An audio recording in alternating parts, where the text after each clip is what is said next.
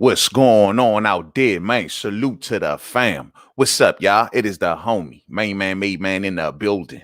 Y'all know how I get down. We talking boxing, man. Once again, it is an honor and a pleasure. I repeat, an honor and a pleasure to be on here with all of the boxing fam and the boxing fans. It's Sunday night, so you know what that means. It's our time now, man. Salute to everybody out there, y'all. It is the homie dropping on through like we do on Sundays. Y'all know how we get down over cheer. You know what I'm saying? Much love to each and every one of y'all, man. Man, I'm just struggling to get through this tooth, man. I can't tell y'all enough, man. I am struggling with it. So I'm going to have to do this particular episode of We Talking Boxing behind the scenes for the most part. Man, I got one more day to deal with this sore tooth, man. A few days ago, man, I had like one of my old fillings fall out. And man, I've been having cold air hit that joint, man. So y'all know what I'm feeling. You know what I mean? I'm going through it. I'm dealing with it. You know what I'm saying? So it is what it is, though. But the pain meds is working for me right now, so I should be able to power on through this particular episode, man. But yeah, man, we got a lot of boxing to talk about. I'm looking forward to it. We left a lot of stuff on the table last night. The only thing I really got a chance to cover was that Oscar Valdez and Miguel Berchelt fight, man. But damn, what a fight. Word on the curb is that Miguel Berchelt is just waking up. You know what I'm saying? Just waking up. Welcome back, Miguel Berchelt. You know what I'm saying? Real spill, man. We're going to talk a lot of good stuff in this episode. Looking forward to it. And we're just going to kind of touch on things and keep on pushing. You know what I'm saying? Let me just tell y'all, man, I just recently got finished listening to a interview done by Bob Arum over there on Barbershop Conversations, man. And you're going to have a lot of interesting quotes coming out this week, man. You know, I think one of the big things that a lot of people are going to be listening out for is what's going to happen with this Teofimo Lopez purse bid. We know this is supposed to be happening on Tuesday. We know that Top Rank and Bob Arum has came out and said, yo, I'm only giving them 1.2. And in recent quotes, you got Bob Arum out here telling Eddie Hearn that it would be ill-advised. I repeat, ill-advised for him to make an offer to try to win this purse bid. Bob Arum is letting it well be known Teofimo Lopez got 3.5 more years over here with Top Rank and ESPN. So whoever try to throw their hat in this ring, guess what? He coming right back. So, I mean, Bob Arum is trying to make it seem like, at least on that interview, that the reason that he's saying that is that, yo, I'm telling him that it'd be ill-advised because, you know, how much sense does it make to, you know, pay more money for a fight that's not really that big? It's a small fight. Why would you pay money for that just for him to have to come back, right? And that's how Bob is kind of saving face. He's trying to make it like, you know, I'm helping you out. I'm doing you a favor. I'm looking out for you and yours. Why are you going to pay all this money, right? And you ain't going to get nothing out the deal. I think what Bob Arum knows is that PBC ain't going to throw their hat in the ring, so he ain't got to worry about that. And Teofimo Lopez, well, the only other person that may be interested is probably Eddie Hearn. Just to see if he can bring Teofimo Lopez maybe over there to the zone, maybe get those subscribers all riled up, you know, throw a lot of shoulder program and putting Devin Haney all over the joint. You know, it will work. And maybe that's how Eddie Hearn was thinking. But Bob Arum is trying to make it like he's doing Eddie a favor. He's doing Eddie a favor. Now, of course, people going to think and say, yo, they ain't never had no problem in the past. Bob Arum never had a problem with sending his fighters over to other networks. Because the way it works is if Eddie Hearn was to throw in a purse bid and put in more money into this purse bid, well, guess who gets more money? Not just Teofimo Lopez. Well, Bob Arum makes more money also because the more money you pay Teo, the more money that the promoter's going to get, right? Off of his fee. Let's just say that. And then he get the fighter sent back over there to him. So why now is he being so cautious? It doesn't make sense. Bob Arum is in the money-making business, right? So why now all of a sudden you're so cautious? You looking out for Eddie Hearn and saying it'd be ill-advised. I feel bad for young Teo. They talking about paying him $1.2 million for this fight, which is still a low-level fight. But he got 4 belts, which means 4 sanctioning fees, which means more money, more money, more money. That's how Teo looking at. By the time he cut the trainers in and he paid the taxes and he paid the corner and get a promoter his cut, what is Teo walking away with for being a 4-belt champion?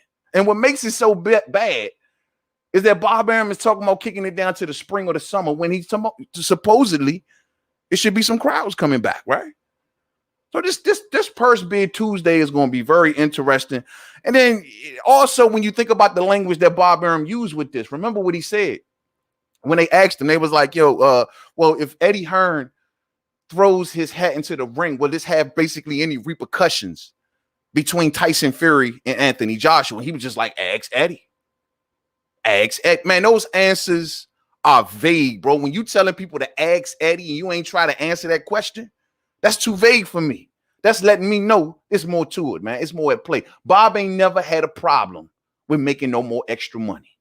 Why would he care if Eddie Hearn came in and paid more money and gave it to Taylor? He trying to make it like it's whatever. But that warning was heard loud and clear. Ask Eddie. That's exactly what he said. He also spoke more somewhat about Bud. Now, I find this funny. According to Bob Arum, he's saying that pretty much the Manny Pacquiao fight now is taking precedence over everything, Earl Spence Jr. included. He is saying that he feels as though even though Earl Spence Jr. and Crawford might sell more pay-per-views, he feel like it's more revenue involved in Manny Pacquiao and Terrence Crawford, given that they're talking about putting a site fee involved in this situation. Now, we know about the site fee, right? Pacquiao wants $40 million. $40 million.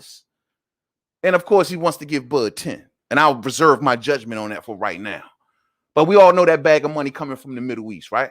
Look at MTK Global working their mojo. I just got finished watching that Panorama documentary also. I finally took it in. And let's just say it's just a bunch of rehashed information all kind of cobbled together. Everything that they put in that documentary, we've already covered here on the channel.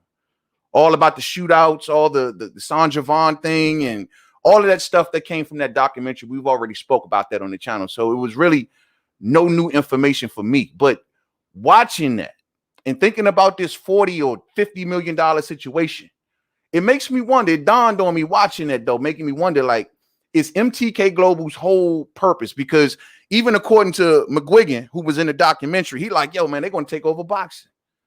So my deal is that they've already infiltrated the networks. They've already pretty much got a huge stable of fighters. They've already pretty much got the promoters listening and bowing down to them. Now they're infiltrating the American fighter. So is all of this goal is to engulf boxing. They're already on the promotional stage now. They're promoting and managing. So it's all of this takeover to bring everything back to the Middle East. I almost wonder that. Because now it's like, yo, Bob is like, oh, nothing ain't moving if this $50 million is on the table. I don't have nothing else to talk about. I don't care about Earl Spence Jr. According to Bob Arum, he says it's not about the belts. It's about economics. Bob is an old school promoter. He can care less about belts. If he only uses it for marketing purposes, and if it gets in the way, so be it. Kick it to the curb. I don't care. So he's saying that this Middle East situation, whether the 50 million is there or not, takes precedence over everything.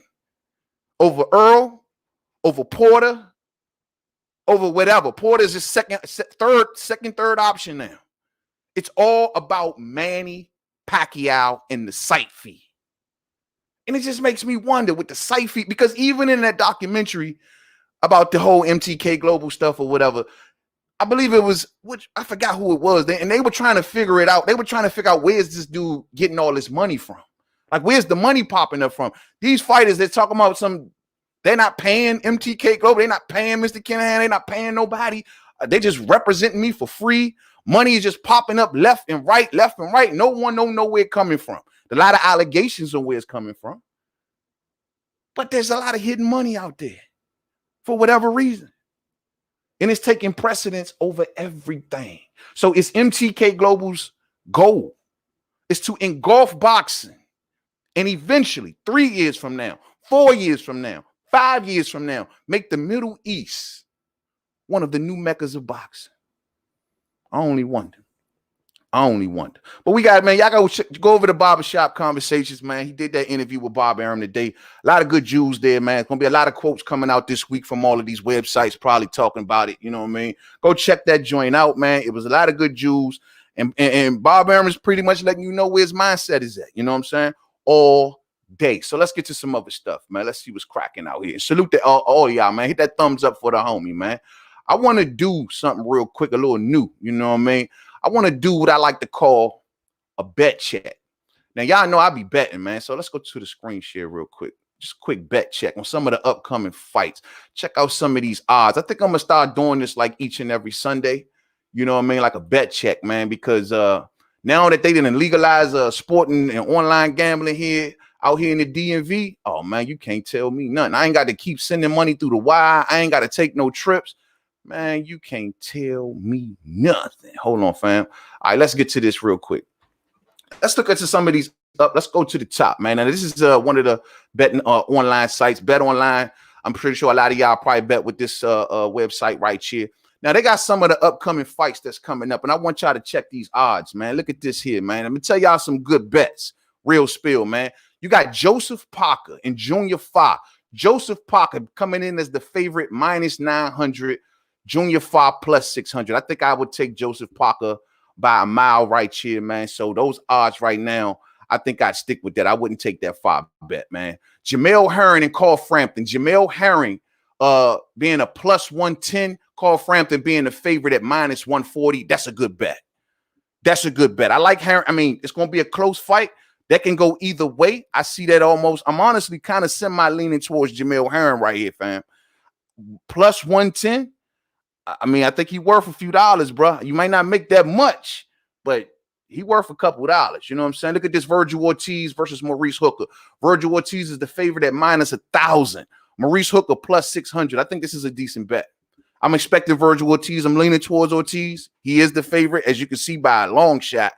But I like Hooker, man. I mean, it's worth a couple dollars. I think that's worth a couple dollars. You know what I'm saying? Now look at Canelo and Yildirim. Damn, bro. Canelo minus 5,000. Heavy favorite, man. No way I'd take this bet. I mean, but I tell you one thing. You put $100 on Anthony Yildirim, you're going to reap some damn good profits right there. Look at Mike Tyson and Holyfield. We got Mike Tyson at minus 120, Holyfield at minus 110. Definitely not good enough odds to place no bet right now. I mean, real close right now, but we far out, and this might not even happen. You know what I'm saying? Alexander Povetkin and Dillian White. Look at this. Alexander Povetkin a plus 240. Dillian White a minus 300. I think this is a decent bet. I'm willing to put a couple dollars down on Alexander Povetkin. Can he stun Dillian White with another one of those left hook uppercuts or what that was that he was working on that entire fight? I don't know, man. I don't know. Dillian White been out of the ring. Ring rust is going to come into play here. Conditioning is going to come into play in this fight. Both men, you know, Alexander Povetkin getting over COVID. Don't know how real that really was, listening to Dillian White, but getting over COVID, will that affect his performance? He's a plus 240, man. That might be a decent bet to put a couple dollars down on. Wouldn't even think about Eric Molina and Fabio Wardley. Let's see, Ted Cheeseman and James Metcalf. Ted Cheeseman coming in as the underdog. All right. I don't know much about Cheeseman other than I be making fun of his name. You know what I'm saying? Lawrence Okolie and Glowacki. I like this fight. I think, you know what? Nah, I don't think this is a good bet. I'd stick with Okolie here. Let's see what else we got. Look at this here, man. Manny Pacquiao and Mikey Garcia already up on the betting lines. Ain't much separation here. We got time to go. And, of course, nothing has been officially announced with this right here, but they got it up, man. Minus 125. Manny Pacquiao coming in as the favorite. Not by much, but as a slight favorite. You know what I'm saying? Let's see. What else we got that's probably pretty good, is worth the bet. I take this Zerafa Mundine fight. You know what? I put a couple. Oh, nah, I take that back. I thought I'm reading that wrong. I take that back. I'm about to say, bro, I put some money on Zerafa, but Zerafa is the heavy favorite.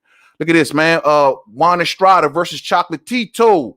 Juan Estrada versus Chocolatito. Estrada is the favorite. I'm leaning towards Estrada myself. But, hey, man, it wouldn't be a bad bet. Ain't that great a profit margin there, but it wouldn't be a bad bet on Chocolatito. You know what I mean? Chocolatito, man, looking to bounce back. He's looking to get his name back. This is the fight that he needs to win. Will he dig deep enough?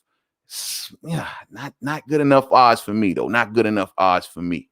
What else we got going on, man? Artur Beterbiev, heavy favorite. Artur Beterbiev, I wouldn't even dare take that bet. Tim Tszyu and Dennis Hogan. Will I throw a couple dollars on Dennis Hogan after that Charlo fight? Would I throw is Tim Tszyu ready for what Dennis Hogan gonna bring? I don't know. Manny Pacquiao and Conor McGregor. Manny Pacquiao, heavy favorite. No truth to this right now. All speculation, but minus 2,200.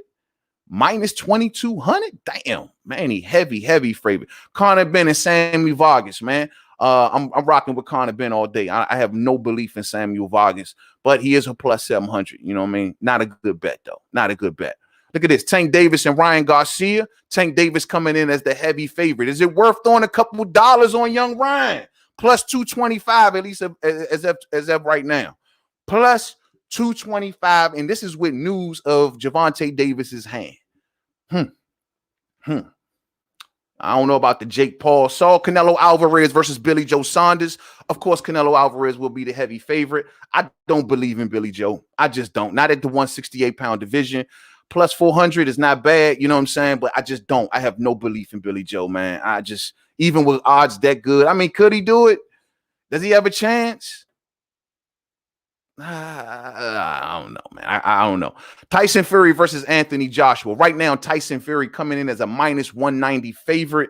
Anthony Joshua plus 165. I believe that is a very good bet. And those odds may get better as time go on. We'll see.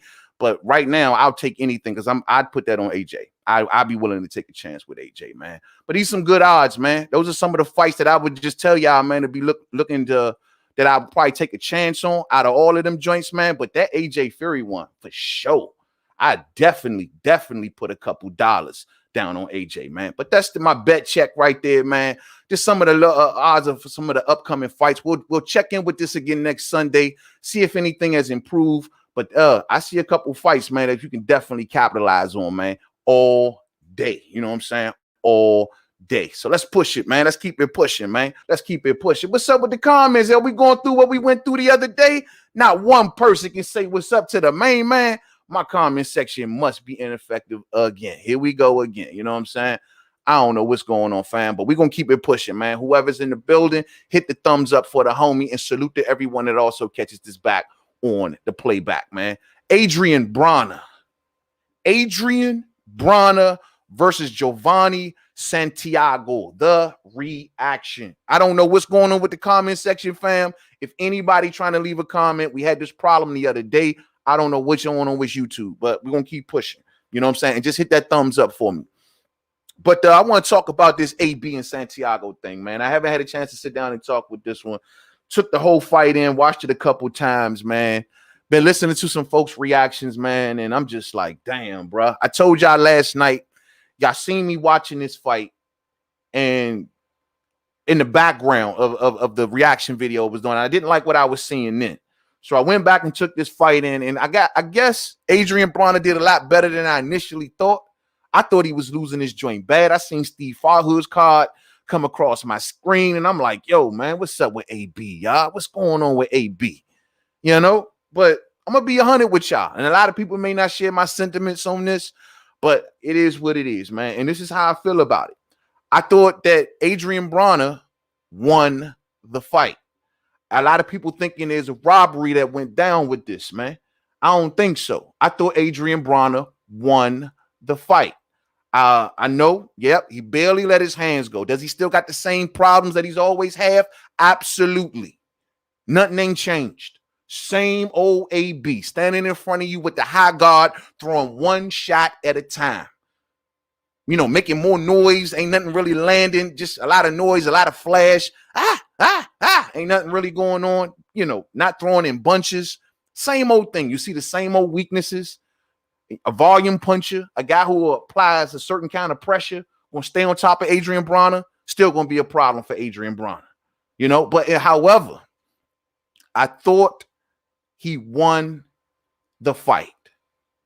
I thought that he won the fight. You know what I'm saying?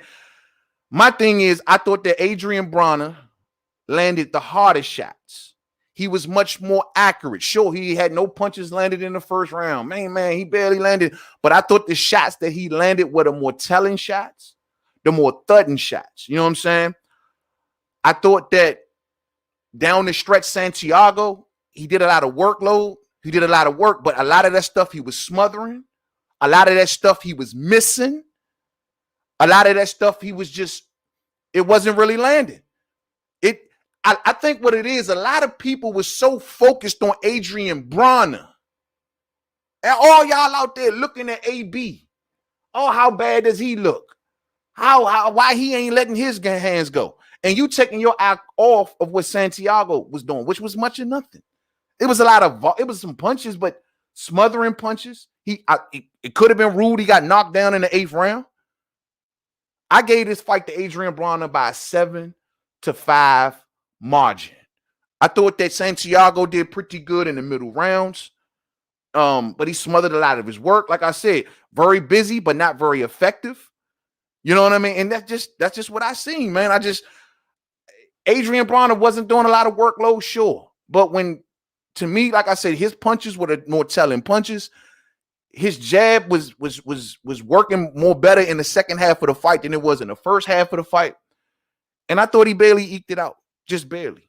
Barely eked it out. I'm not mad. I mean, the performance, yeah, I guess I should be mad, but it's Adrien Broner. I don't know if I can be mad no more. I've been mad for several fights. I've been mad for several nights. Can't be mad no more, fam. Can't be mad no more. It's who Adrien Broner is. Y'all think he gonna change at 31 years old after all that he been through? Then you are fooling yourself. My deal is this. The way I look at it as a fight fan, I root for Adrien Broner to win for life after boxing at this point. For life after boxing. Not to be a world champion. I want him to win after boxing. I don't want to see Shorty in Walmart. I don't want to see Shorty in McDonald's. That's my whole point. So with that being said, I want to see him win. I'm rooting for him to win. So at the end of the day, what I see from Adrien Broner, he ain't going to change. The style that he fights with now is the exact same style that he fought with at the lower divisions. It was much more effective then than it is now because he was bigger than most of those fighters back in the day. And he was able to overpower guys. He was able to throw one shot, pow, and then kind of use his forearms and push them around. And he was able to get to the inside and throw one good hard uppercut, pow. And it worked with those 130s, with those 135s. But that don't work at 147. He never added nothing to his game other than a bootleg shoulder roll, a bootleg jump. I seen them jumps on sale for 2 for $1 at Family Dollar, champ. That's all he had. So he never added more to his arsenal because I don't know if the ego got too big. He stopped listening to people. He stopped learning. But he stayed who he was and brought it up to the higher divisions, and it never worked. And he never added nothing onto his game. At the end of the day, man, Adrien Broner got to capitalize not now, but right now. Not now, but right now. What I mean, Adrien Broner ain't going to be hanging around boxing for so much longer, man. I mean, look, what he needs to do, he need to get one more tune-up. Get a lower tier guy, last-minute opponent, whatever you got to do. Get another guy. Beat up on him some more. Get the fans still riled up. The casuals that you can rise them up. You know what I mean? Like Adrien Broner said something that was real deep, man. He said, yo, man, I know what it feels like to win again. He says, I know what it feels like to win again. Get that winning feeling back in Adrien Broner. Adrien Broner, before this fight, was half dead. After the fight, in the post-fight press conference, when he know he got away with the win, he lit up like a Christmas tree. I seen a spark of the old Adrien Broner personality when he won. I didn't see it beforehand. Beforehand, he looked like a dead man. He didn't look like he didn't want to be there. He didn't know what was going to happen. You could see he was nervous. But after he won, he lit up like a Christmas tree. That post-fight press conference was entertaining as hell. You know what I mean? And I was like, yeah, now he got that spark back. He needs some more of that spark. Keep that spark going. You don't get one spark and then let it know.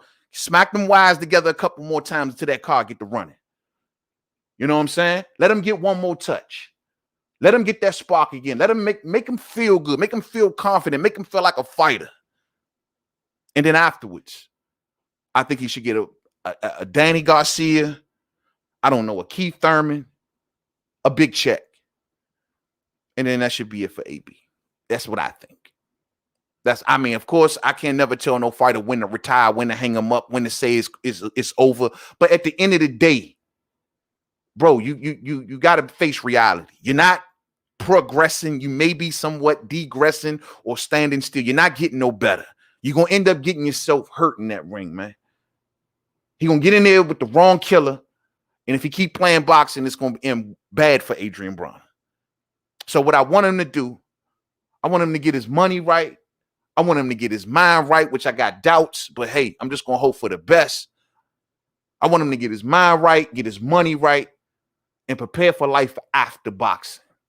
That's what I want Adrien Broner to do. You know what I mean? Now, damn, yo, it's odd as hell doing this with no comments, yo. I'm used to going to y'all, man, and seeing what y'all saying, man. My apologies, man.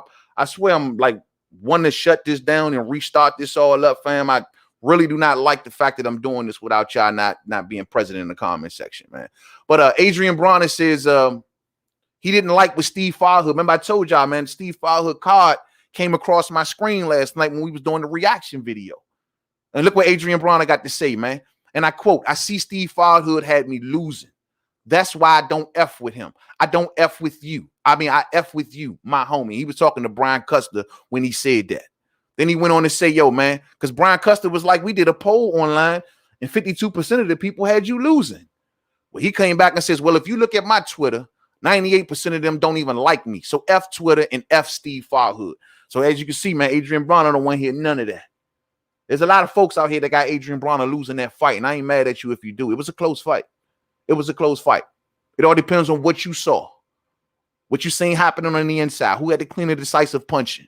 Did you see Santiago smothering any of his work? Was he busy enough for you? Was he landing the cleaner, harder shots? Or was he just doing a bunch of swinging? That's the questions you got to ask. You know what I'm saying?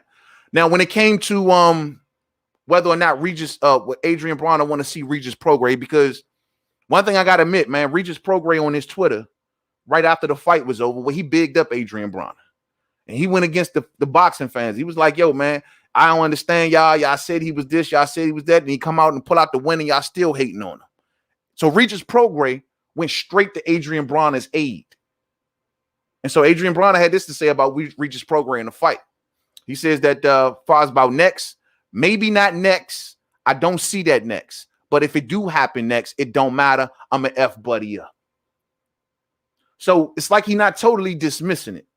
But I think Adrien Broner is thinking like I'm thinking. And with Adrien Broner, because he says he wants to allegedly fight 2 more times this year.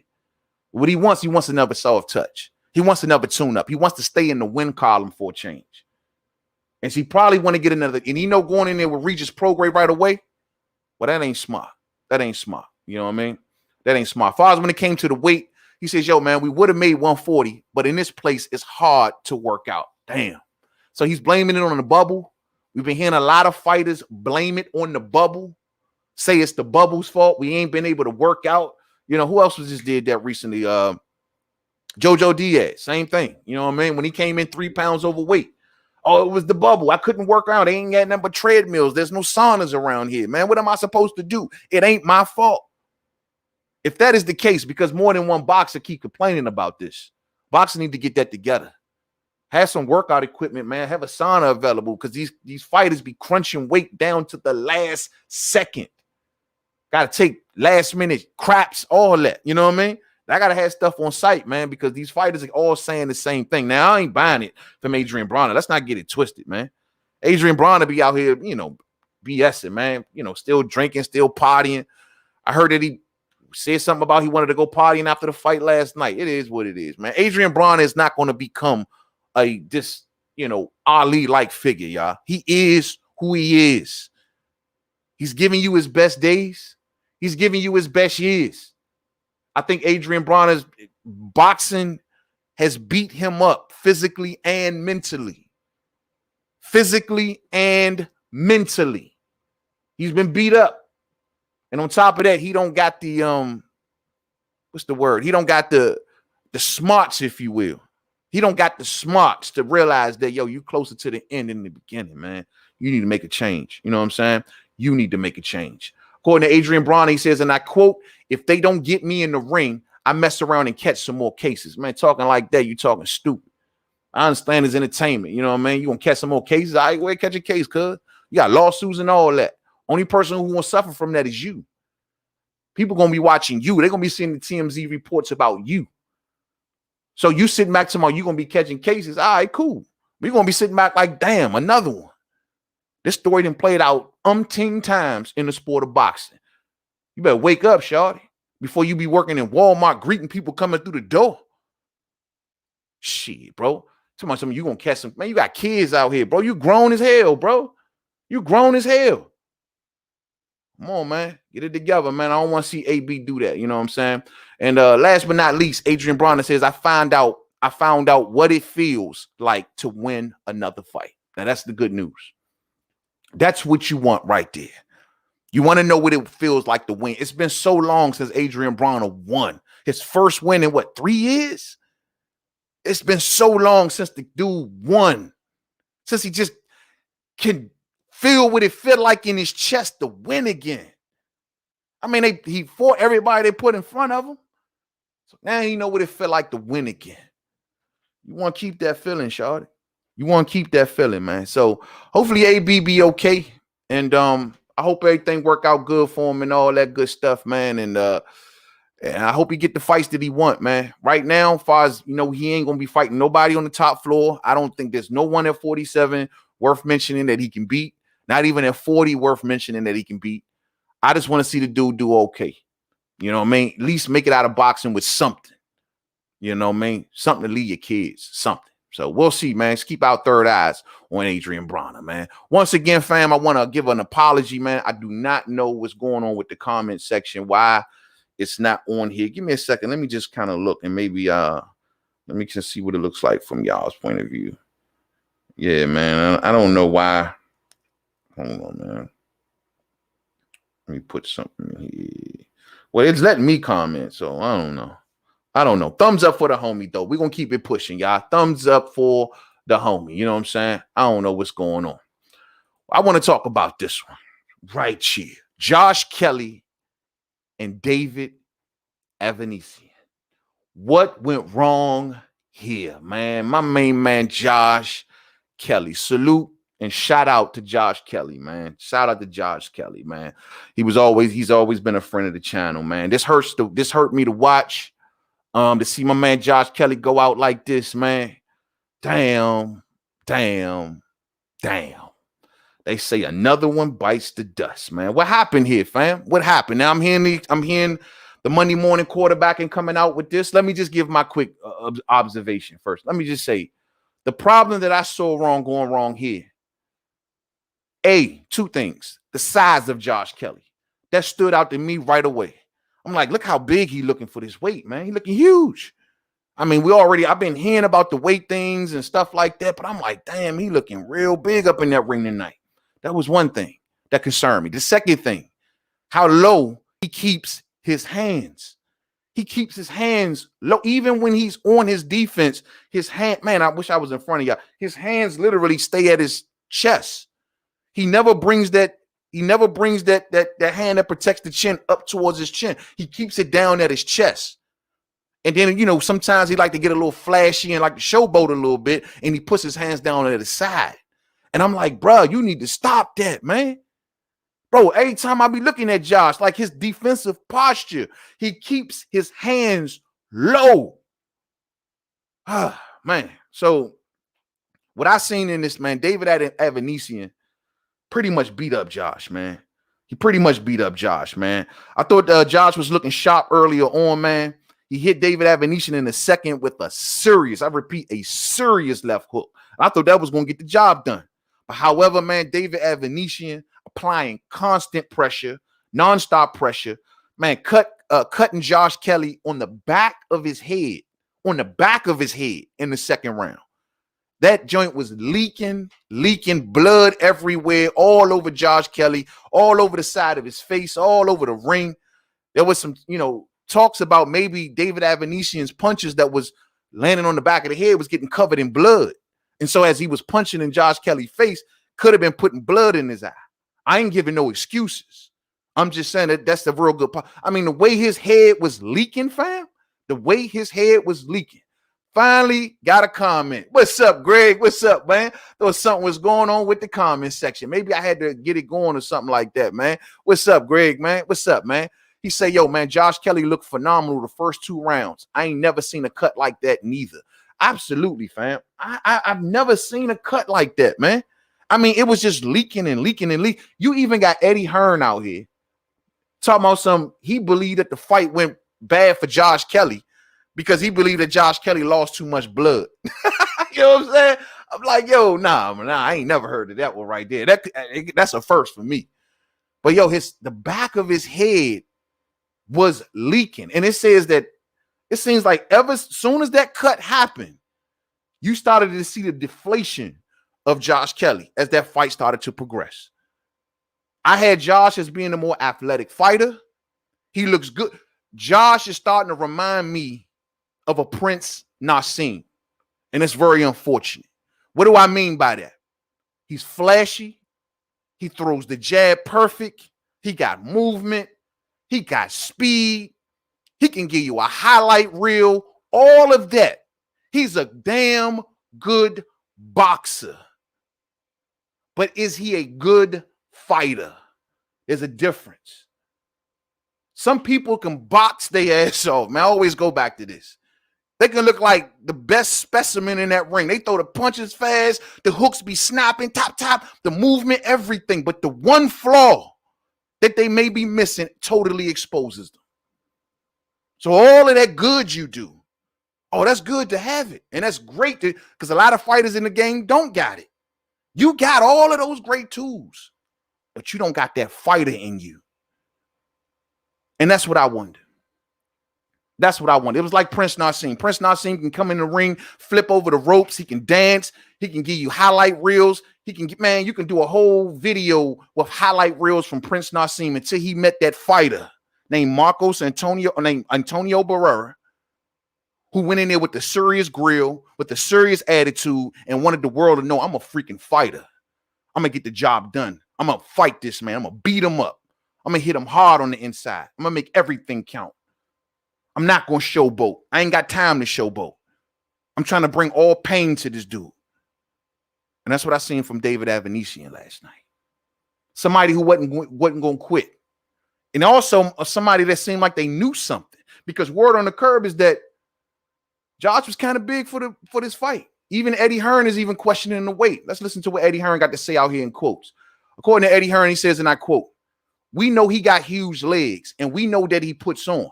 He did rehydrate a lot of weight. Is that necessarily a great thing? We know nowadays that you get a championship medal if you can put on 20," and he went on to say 20 or 25 pounds. He says that, and then when you think about Conor Ben, who's going to be fighting Samuel Vargas pretty soon. We just seen it on the betting line. Conor Ben also been keeping his eye on Josh Kelly because maybe, just maybe, he was probably going to face this dude. Well, Conor Ben been studying him. And Conor Ben says, I've been trying to tell y'all what his problem was. According to Conor Ben, he says, and I quote, "You know, I called it because I thought Kelly was too big on the weight." He goes on and says that Kelly has all the skill in the world for the first 4 or 5 rounds. He is so naturally gifted. His reflexes are second to none. But for some reason, he seems to tire between rounds 4 and 6. You know what I'm saying? And then it becomes a gut check. That has been something that he's kind of struggled with in the past from what I've seen of his previous fights also, the taking of time off in fights. And like he's one of those dudes that you see, you come out super explosive, fast, but the minute you getting too much hard shots put on you, he starts to regress a little bit. You know what I mean? But his defense is not nearly as tight once he starts to get tired. I've been seeing this on Josh for quite some time, man. For quite some time. But he fought the perfect fight for 2 rounds, like my man Greg said, man. Fought the perfect, I repeat, the perfect fight. Oh, thank you, family. Much love to you, man. And thank you for your support, Greg Hill, man. JK showboats way out. Josh Kelly showboats way too early for a dude with no power. I also think he wasted too much energy early on. Would love to see him with another trainer. Yeah. Yeah, it's one of those things, man. Josh is trying to show off. He's been trying to get over to the American audience. He's been trying to raise his profile. Like I said, man, I've been knowing about Josh Kelly. He reached out to me actually a couple years ago. You know what I mean? He's been trying to, make inroads into the American media and stuff like that for a while now. You know what I mean? So he wants to show off. He wants to show everybody that I'm the goods. I'm the next best thing. Same way that Prince Nassim wanted to do. And he ended up getting caught up, man. Josh has got to stop rehydrating so big. They said he was up in that thing looking like he was in the mid 150s, maybe 60s. Got to stop rehydrating so big. It's going to slow him down through fights. Some of his best tools and best attributes require speed and explosiveness. And he cannot maintain that. Ballooning up, rehydrating up so high. You know what I mean? So high. So this is a major setback for Josh Kelly, especially with critics was already kind of, talking bad about some of his performances, man. He's still in the game. He still got major time to make up, for what he lost here. This was his first really official loss, and he still got time. He can learn from this. Those pressure fighters, man, they're going to put you under the gun, man. And we see this a lot. These dudes, they start off fast. They start off explosive. They're athletic. They look great for 3-4 rounds until that constant pressure just starts to get to them. Joe Joyce versus Daniel Dubois. Joe Joyce versus Daniel Dubois. The slow sloth, constant sloth beats the flashy, hard punching, combination punching fighter. Damn. That was crazy, man. So, unfortunately for Josh, man, I hope he bounced back, man. But Josh Kelly, man, versus David Avanesian, man, it was a good fight. Salute to David Avanesian. He was the European champion.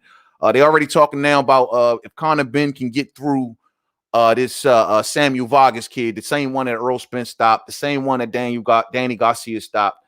If he can get through Samuel Vargas, then they'll put Conor Benn in there with David Avanesian. You know what I mean? So, it is what it is, man. Damn.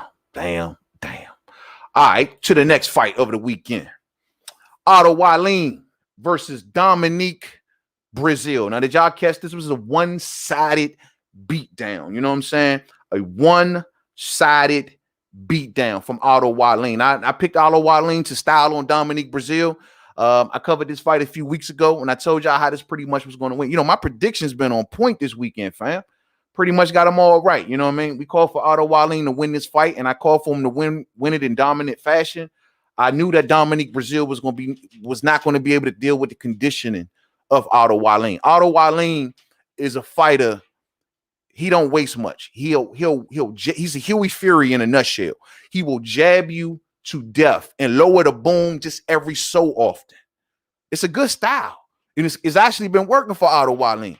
Moving on the outside, constantly moving, using his conditioning against these big, overweight heavyweights, flipping that jab, constantly keeping the jab on him, throwing his power shot out every so often, not constantly. Dominique Brezeal looked like a straight up big flabby bum in this joint, man. I'm sorry, y'all can, man, you're being too ain't no being too hard on Dominique flabby Brezeal in this, man. My man was huffing and puffing, man, looked terrible. How can we call this man a top 10, top 15 heavyweight? If that is the case, the standards are low. That dude looked terrible, man. He was swinging for the fences. He throwing the same slow. Man, that man right hand was so slow, bro. He could have threw the right hand. You could have ran home, took a shower, man, and ate a sandwich. Man, had a good time with your lady. Then came on back and the right hand still wouldn't have got there. Man, that joint was slow. It was terrible. You got Abel Sanchez. What rounds is it? Okay, all right. I'm like, bro, this is such a terrible combination of trainer and fighter. Abel Sanchez ain't giving no good advice. Dominique Brezeal huffing and puffing, can barely keep his breath. Man, salute to Otto Wallin, man. Salute to Otto Wallin. Let's go to the boxing rankings real quick. Let me go to the share screen. I want to see exactly where Otto Wallin is sitting at in the grand scheme of things, fam. I want to see where he's sitting at, man. Let's see. Boxing rankings. All right, let's look at this. This is the heavyweight division right here. As you can see, man, Otto Wallin ain't nowhere to be found, man. WBC, we got no Otto Wallin. Nowhere. Not in the top 15. WBA, we got Otto Wallin right here, number 15, the 15th spot. You mean to tell me, hold on, Bogdan Dinu and these dudes ain't been outdoing Otto Wallin. Otto Wallin been having some good victories. Nah, man. Not at all. Let's go up to the IBF. Let me see.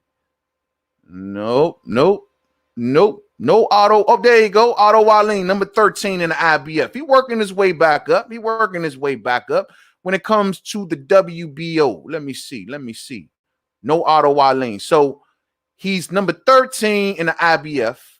He's rated in the WBA at number 15, and he is not rated at all in the WBC, at least not from what I'm seeing.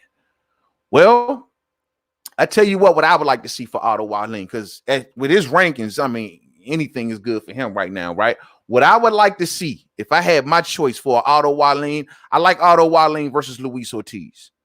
I love Otto Wallin versus Luis Ortiz. Luis Ortiz sitting up at 3rd in the WBC, 5th in the WBA. I think he welcomed that fight. You know what I mean? I like the Luis Ortiz versus Otto Wallin fight. I like Adam Kaunaki versus Otto Wallin. I like that. I like Charles Martin versus Otto Wallin. You know, I really like Charles Martin versus Otto Wallin. That'd be something interesting. Yeah, man, I really like that. You know what I mean? So he got some options here. You know, Otto Wallin swimming all through the politics of boxing. He ain't held down by just the network. We've seen him on PBC. We've seen him across the pond. He all over the place. So, yo, Charles Martin, Luis Ortiz, Adam Kaunaki, all good fights for Otto Wallin. Otto Wallin trying to make it back to a championship fight. I know he's trying to get up there, but between Tyson Fury, Anthony Joshua, Deontay Wilder, of course, what's going on with Alexander Povetkin and Dillian White as the mandatory? Nah, man. It's going to be a while for you, Otto Wallin. It's going to be a while. And you ain't got no chance of getting a mandatory nowhere. So it's going to be a while for my man Otto Wallin, man. But I like Luis Ortiz. I like the Adam Kaunaki fight. And I also like the Charles Martin fight. So anyone that they want to give them, I'm down to see any of those fights. You know what I'm saying? All day. Mike, what's up with you, fam? What's up, man? I see now that the chat is working, fam. Thank goodness. You know what I'm saying? Thank goodness. Hell no. Adrien Broner did not win that fight. Get Stevie Wonder back his glasses that you borrowed. Hell no. He was working AB abs. Bro, I just thought that AB was landing the cleaner, harder shots. I think that Santiago was smothering a lot of his work. Go back and watch it, man. I had to watch it a couple times. He smothered a lot of work, and AB was kind of pushing him around in the second half of that fight. Not to mention, I thought that in that 8th round, it could have been ruled as a knockdown. You know what I mean? I thought that was a knockdown. I thought AB did all right. And then people got to understand with AB why we being highly critical of his performance, which I get it. But he been out of the ring for how long? You know what I mean? He was out of the ring for a couple years. If anybody, when Earl Spence was out of the ring for as long as he was, we gave him a fight or so. Say, yo, he deserves it. I mean, yeah, it was a car accident, but you got to give him a fight for inactivity and get the rust off. You know what I mean? But even in this case, with the rust off, I just don't think we'll get a change in Adrien Broner. But it is what it is. You know what I mean? Dillian definitely should have taken out Brezeal when he had the chance. Dominique Brezeal looked tragic. Yeah, he looked terrible, man. He looked terrible last night.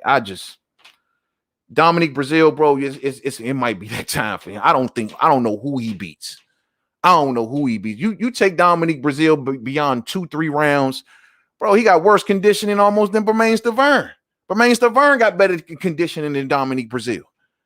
That dude was breathing hard, man. I'm like, this is a joke, bro. This, like, any other respectable heavyweight with some serious power would knock Dominique Brezeal all the way out.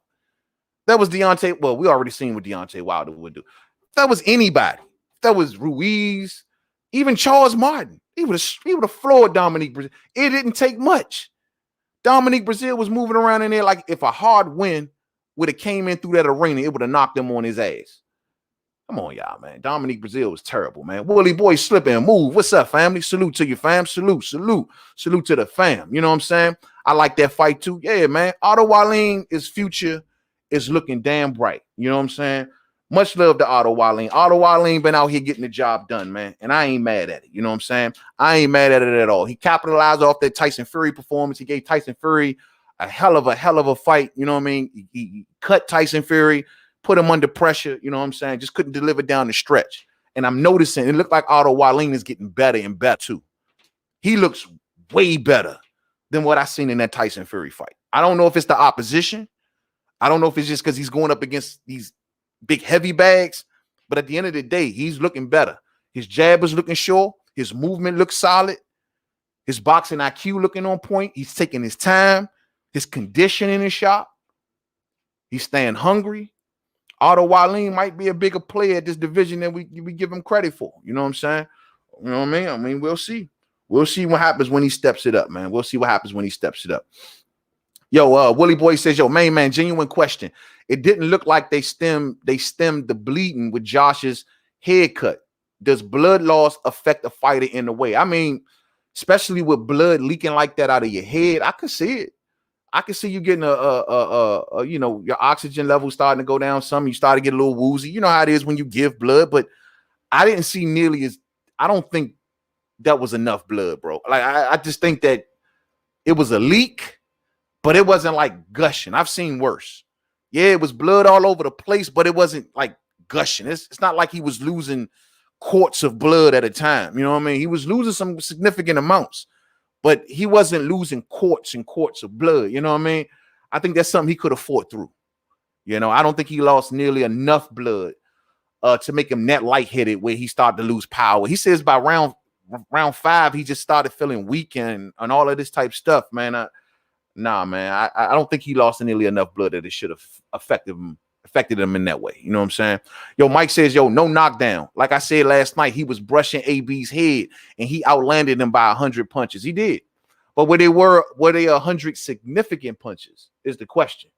I seen him throwing a lot of shots, man. He was throwing a lot of shots, man. And look, if y'all say AB lost this fight, man, I ain't gonna be mad at you. I really ain't. I favored AB in those middle to late rounds going down the stretch. I thought that Santiago was doing a lot of work. He was doing some volume, but it was ineffective. It wasn't. I thought the cleaner, harder shots were coming from Broner, and I just thought it was ineffective. It just wasn't enough. He never really hurt AB throughout that fight. You know what I mean? And truth be told, looking at AB's body and everything like that, yo, that wasn't 100% AB either. Not saying we ever going to get the 100% AB, but that just wasn't him. You know what I mean? That just wasn't him. Hey, Denise, what's up? What's up with Denise Ward? What's going on, Queen? How you doing? Hope you enjoyed the fights over the weekend, Denise. You know what I'm saying? Interesting stuff, man. Adrien Broner. How long we been making excuses for Adrien Broner, Denise? I tell you, I think I'm all out of him. I'm all out of him. You know what I'm saying? I'm all out of him. You know what I mean? Fair enough. I was just curious. Yeah, you know, I don't think he lost nearly that much blood, fam. I don't think he lost that blood. I don't think his blood loss was the reason that he lost that fight. I think it was the weight gain mixed with the fact that he keeps his hands too low. And even at times when David Avanesian was just coming forward, throwing those shots, digging on the inside, and I'm like, Josh, raise your hands up, bro. There was even points of the fight right before he got stopped. He literally had his hands at his side, man. I'm like, come on, man. I get it. You're trying to woo the judges. You're trying to win over. It wasn't no crowd, but you're trying to woo the judges like I'm in control of this fight. No, you're not, man. He coming forward. He steadily swinging shots. Keep your hands up. And that was the thing, man. I was just yelling at the screen. Keep your hands up. Keep your hands up, man. Keep your hands up. You know what I'm saying? And that was a hard loss, man. That was a hard loss. But it is what it is, man. Let's move on, man. Here's a bit of good news. Valdez versus Shakur Stevenson. Is it possible? Listening to Bob Arum talk over there on Barbershop today, he gave a great answer to it. He says that Shakur told me that is the fight that he wants to do. I talked to Valdez, and he said that is the fight that he wants. He went on and says that nothing will thrill me more than to do Valdez Shakur fight. I like that answer, Bob. Now you're talking. According to Oscar Valdez, and I quote, I want to take this belt home, and I'm happy for that. Any champion out there. I heard Shakur Stevenson wants to fight. Let's do it. I just want to keep on fighting and give the fans what they want. End quote. I like that attitude by Oscar Valdez. I like how he talking. Now, we went over the boxing rankings yesterday with this. We know that Shakur Stevenson is next in line, the next guy in line at the WBC, and we know his position with the WBO. Looks like that his chances with the WBO are slim to none, given they just pushed down the Herring and Frampton fight. And unless Shakur Stevenson is willing to take the WBO to court over his agreement that this supposed to have been happening by January, he's looking to this situation. This situation can make him forget all about Jamel Herring and Carl Frampton. We know Shakur Stevenson was in the building last night, so he got a good eyeful. I'm telling y'all straight like this. Like I'm going to tell y'all like I told y'all last night. We talking about an ultimate chess match right here. We talking about an ultimate chess match. This ain't a fighter that's going to be walking into left hooks. This ain't a fighter that's going to be walking into those beautiful traps that Oscar Valdez set. This ain't that guy. This ain't that guy. For Oscar Valdez to welcome this fight with no hesitation, for him to say this, I'll take this next. And according to Bob Arum, he'd like to do this in the summertime. Hopefully spectators will be there before, be back by then. We also know that last night's shows were supposedly Bob Arum's last shows inside of the bubble. So there will be no more bubble shows for Top Ranking ESPN. Hopefully this means spectators. If that's the case, this fight should be ready to go. This fight should be ready to go. I'm rocking with Shakur by a slight eyelash, but I like Shakur. I think this could be his coming of age fight. This can be the one that say Shakur has arrived. Yeah, he was a champion down at 126. Yes, he was. But no one even probably remember who he even beat for that title. This is the one. This is the one. If Shakur gets through Oscar Valdez, Shakur Stevenson has arrived, fam. He has arrived. And he's trying to take his spot as the leader of the new school. You know what I'm saying? Leader of the new school. Yo, Mike say, yo, man, 91 body shots to 8. Yeah, Broner wasn't throwing nothing to the body, bro. Most of his shots came from a jab. He was flicking his jab out there. He just kept throwing that jab out, forcing that jab out there. He just kept flicking the jab. You know what I'm saying? And so most of his shots really came from the jab. And I thought the jab was landing more consistent down the stretch. He started touching him. And he started touching him with the uppercuts. He started touching him with the check left hook a little bit. And I just thought he pulled those middle rounds out. You know what I'm saying? He pulled those middle rounds out. Santiago gave a damn good effort, man. And I ain't taking nothing away from him. And trust and believe for the fight to be this close, it don't look good on Adrien Broner. But I mean, I'm willing to give him the fact that he had ring rust. And I'm willing to give him the fact that this was a last-minute opponent. This is a dark horse. Dark horses are never easy. We do got a pandemic. I don't know how much he's been working out. So certain things I'm willing to give him. I'm not like a lot of folks who just want to come down on Adrien Broner just to come down on Adrien Broner. Could I have taken this and spent it another way? Absolutely. But why? Why? You dig? So, I mean, I don't know, man. One of those judges' scorecards, I was like, yo, what the hell? You know what I mean? I don't know what the hell they talking about. But at the end of the day, bro, I just want to see AB come out on top. I want to see him keep winning. And I wanted to see him set something up for himself and his family after the sport of boxing. I'm about to get up out of here, fam. Much love, much love, much love. Mike says, yo, AB lost that 12th round too. He did lose that 12th round, but I didn't, on my scorecard, he didn't need it. I thought that if on my scorecard, by that point, he was already kind of up. Maybe we can rescore that fight one day, but he was already kind of up, you know what I'm saying, by like 1 or 2 rounds. And, you know, I can't say he lost this fight. At most, I could say a draw. But I thought he pulled this out, man. I'm sticking with it, man. I think AB pulled this out. And I think the criticism ain't warranted. You know what I'm saying? I think we got to give him the same respects that we give other fighters that's been out of the ring for 2 years. You know what I mean? We expecting him to come back and look like Ali. Nah, man. This Adrien Broner, man. This Adrien Broner. Man, I was just about to ask you about that. But do you think that Valdez may take the unification with the WBO first? Or do you think that Shakur might have to wait? Good question. You know, Bob Arum is leaving it up to the fighters to pretty much make this happen on their own. Like if they want it, if he wants it and he wants it, then we're going to make it happen. But that could be something that Valdez comes out and says. He could come out and say, I want the Herring and Frampton winner. We make it for a unification. I think that's going to cause some problems. I think that's going to cause some friction because it's going to look like that everybody passing over Shakur. Like I told y'all, Shakur had an agreement with the WBO that the Jamel Herring and Carl Frampton fight happens by January so he can get his shot. And now we got news that it's being pushed down to the springtime. So Shakur gonna be hopping mad. If Valdez says, yo, I'm going towards that WBO, Bob Arum is gonna have to give an answer to James Prince and Shakur Stevenson. Bob Arum is gonna have to give an answer to James Prince and Shakur Stevenson. Like, why you overlooking my kid? Why is he not getting his shot? He was doing line. What the hell is going on? So they might create some confusion. You know what I'm saying? But we'll see. We'll see. I wouldn't be mad at Valdez. Got to do what's best for his career. He got to do what's best for his career. You know what I'm saying? Alex says, yo, man, always begging. You know what I'm saying?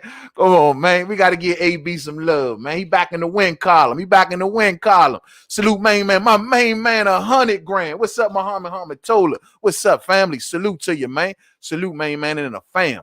Broner's performance was very poor, and on top of that, he was talking slick post-fight. Yeah, I know. I heard it, man. I heard it. I'm listening to him. The way he was talking about Regis kind of rubbed me the wrong way.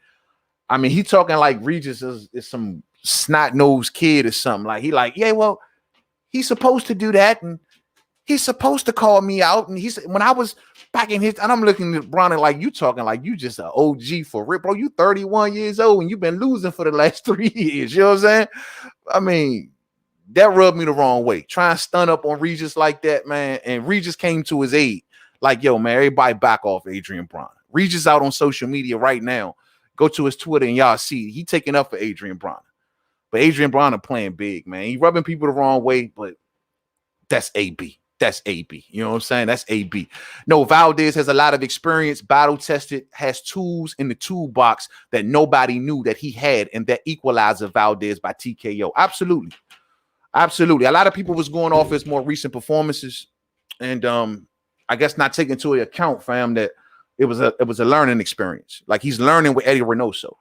It's something that I always go back to when we talk about my main man Jared Swift Hurd. You know, what he doing with Coach K right now. We don't see Jared Hurd looking like that butterfly that he used to be. He's a caterpillar right now. He's in a cocoon and he's forming into a new butterfly. You know what I mean? Well, that's the same way with Oscar Valdez. Oscar Valdez switched trainers, had to add some things, maybe drop some things, but he had to find that spot. He had to find that sweet spot in his new style. And he found it. He found it. All it took was a little movement. That's all it took, was a little movement, Oscar. That's it. You know what I mean? That's all. Muhammad Ali, what's up, family? What's up with you, man? Great show, champ. Thank you, man. Appreciate you, man. Appreciate you. I'm trying to work through this sore tooth, y'all. Man, I'm going to the dentist office first thing in the morning, man. I can't do it no more, y'all. Ain't nothing worse than a toothache. You know what I mean? It just affect everything in your head. You know what I mean? But much love to you, Muhammad Ali. Much love, fam. Much love. I thought he was flicking a bic, says Mike Rhyme. You know what I mean? Yeah, man. Hey, that's what he do. That's what he do, man. Look, man. All I'm just gonna sit back and say is, look, man. I could have took a different route on Adrien Broner, and I'm just not gonna do it. I refuse to do it. I just refuse to do it. I just refuse to do it. La D, what's up, family? What's going down? Hope you enjoyed the fights over the weekend. La, MainmanMademan, your live chat wasn't working for me earlier. I couldn't join. See there, that's what I figured. I noticed now, I mean, I kind of figured this out. Whenever that happens, I guess I got to kick off the chat, because as soon as I put a comment in the chat, it start working again. So my guess is that's the way it got to do. So anytime I'm having chat problems, I guess I got to put the first comment to wake it up or open it up. I don't know what the hell, bro. But, or should I say sis? You know what I'm saying? I just don't know. And I don't know. I don't know. But it threw me for a loop, and I'm glad to have y'all in the building, because it's odd as hell trying to talk on this joint and I don't see none of y'all coming through. You know what I mean? Real spill, man. Real spill. Salute the Rugeroo, says La D. Salute the Rugeroo, man. He tried to save that fight. You know what I mean? He ain't got nothing bad to say about Adrien Broner. He ain't got nothing bad. But Rugeroo got one issue. That one issue is Adrien Broner ain't making 140. So Rugeroo, my guess is if you're going to deal with Adrien Broner or have any sort of chance of fighting AB, you're going to have to do what you did not want to do against Maurice Hooker. And that is take the chance and going on the 147. AB ain't coming to 140. Them days are long over.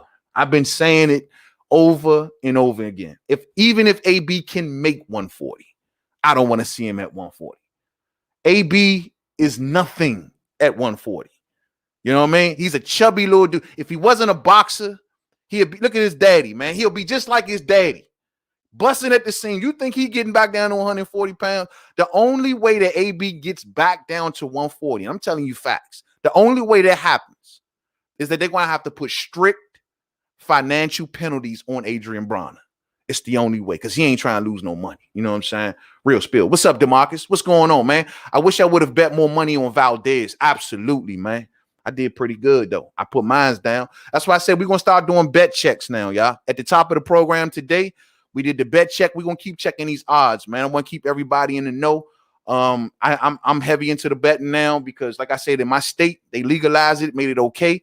I ain't got to send money through the wire. I used to send money up to my homies up in Jersey, man. They used to place bets for me. I used to have to go like an hour away to a casino in another state over to place the bets. But now I can sit right here in the comfort of my own crib and put these bets in. So we're going to be doing bet checks, y'all. We definitely going to be doing bet checks. You know what I mean? Do a live stream from the dentist's office. Hey, if you want to hear me in excruciating pain, screaming through half of that live stream, I do it from the dentist's office, man. Man, I hate dentist offices, man. I hate the smell. I hate the feel. I hate the sounds. As soon as you walk through a dentist office, you hear a drill. It's like, dang, you hear something. It's like, yo, bruh. I hate the dentist office, y'all. I hate the dentist office. But with the pain that I'm in right now, I'm just going to have to do what I got to do. You know what I mean? But damn, man, they be putting needles in your gums and, oh, my, bro. The dentist.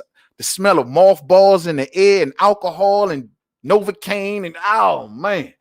Shorty, I hate the dentist. But I'm walking my dog the other day and just out of the blue, one of my old feelings just fell out of my head, man. And ever since that joint fell out, I'm feeling every bit of the cavity that it was holding down. So I probably got to go get a new crown or a new filling or something.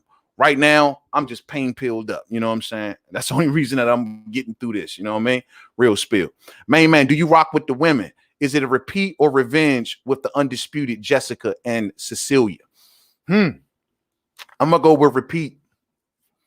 I like Cecilia, man. Cecilia is a legend.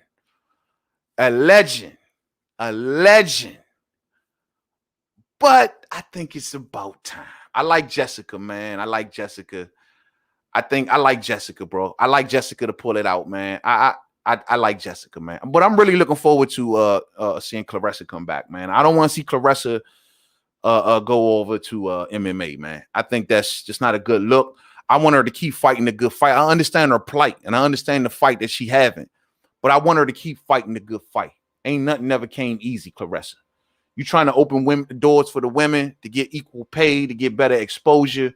You got to keep that fight going, you know. And I know you got bills, and I know she got to do what she got to do, but I want her to keep that fight going. I think she can be a trailblazer for that. I think where Layla Ali dropped off at, and ain't no one else is really trying to take that mantle. Everyone else is kind of cool with their situation, like Cecilia and all the rest of them. Jessica McCaskill. What's the one from Eddie Hearn? I always forget. Taylor. You know, all of them. They kind of in a comfort zone, but Claressa isn't in a comfort zone. So I want them to all join together, man. Link up together and have the good fight together. This is why I was saying, man, I really wish that Claressa and Layla Ali could have happened for the betterment of women's boxing. That would have been the one event right there that we can honestly say that would have been that one event that would have brought in casual love for the women's boxing. It would have gave them more exposure. That would have been damn near history making. Win, lose, or draw, women boxing would have won. So I want to see them ladies stick together, stay in the sport if she can. And I get it. Like I said, she got bills. They ain't treating her right. The network's BSing, you know, whatever. But I want to see her keep fighting a good fight. I want her to be the trailblazer for this cause. I truly do. I really, really do. I really, really do. You know what I mean? I really do. Yeah, man. You know.